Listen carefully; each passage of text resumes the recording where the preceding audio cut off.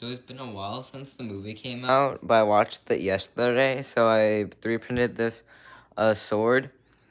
And it's made out of glow in the dark filament, but I haven't brought it outside to charge in the sun basically. So let's see here.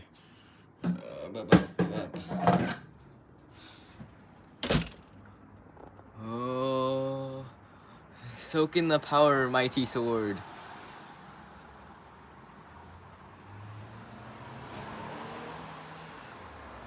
That should be good.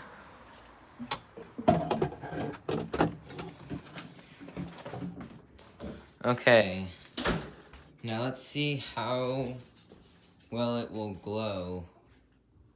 Bum, bum, bum, bum, bum, bum, bum, bum. Let me just go here. Oh wow, that's actually like really bright. I'm not sure.